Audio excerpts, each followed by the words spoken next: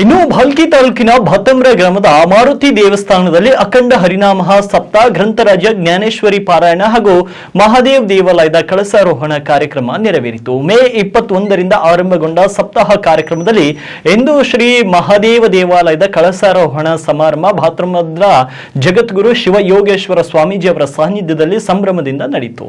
ಮುಂಜಾನೆ 8 ಗಂಟೆಗೆ ಜೈ ಭವಾನಿ ದೇವಸ್ಥಾನದಿಂದ ಅಲಂಕೃತ ರಥದಲ್ಲಿ ಕಳಸದ ಹಾಗೂ ಜಗದ್ಗುರುಗಳ ಭವ್ಯ ಮೆರವಣಿಗೆ ಆರಂಭಗೊಂಡು ಗ್ರಾಮದ ಪ್ರಮುಖ ಬೀದಿಗಳಲ್ಲಿ ಸಾಗಿ ದೇವಾಲಯದಲ್ಲಿ ಸಮಾವೇಶಗೊಂಡಿತ್ತು. ಮೆರವಣಿಗೆಯಲ್ಲಿ ಮುತ್ತೈದೆಯರು ಕುಂಭ ಕಳಶವನ್ನ ಹೊತ್ತು ಹೆಜ್ಜೆ ಹಾಕಿದ್ದಾರೆ ಮತ್ತು ಅಪಾರ ಸಂಖ್ಯೆಯಲ್ಲಿ ನೆರೆದ ಭಕ್ತವೃಂದ ತಾಳ ಮೃದಂಗ ಭಕ್ತಿ ಗೀತೆಗಳ ನಾದದಲ್ಲಿ ಕುಣಿದು ಕುಪ್ಪಳಿಸುತ್ತಾ ಸಂಭ್ರಮದಿಂದ ಪಾಲ್ಗೊಂಡರು.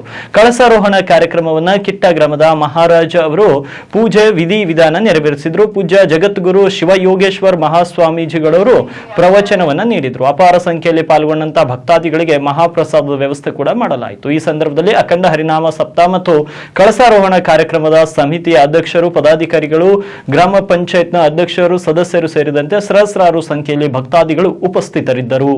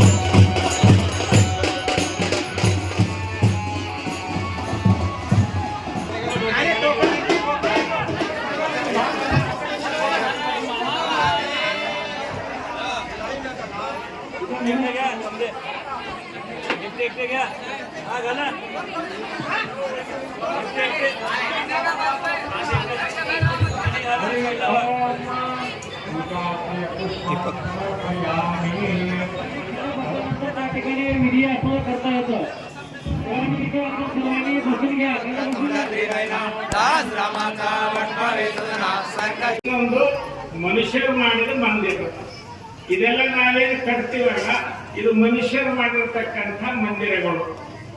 ಆದ್ರ ಪರಮಾತ್ಮ ಮಾಡಿದ ಮಂದಿರ ಯಾವುದು? ಮಂದಿರ ಈ ಶರೀರನತಕ್ಕಂಥ ಮಂದಿರವನ್ನೇ ಪರಮಾತ್ಮ ನಿರ್ಮಾಣ ಮಾಡಿದ್ದಾನೆ ಅಂತಕ್ಕಂಥದ್ದು ತಿಳ್ಕೊಳ್ಬೇಕು.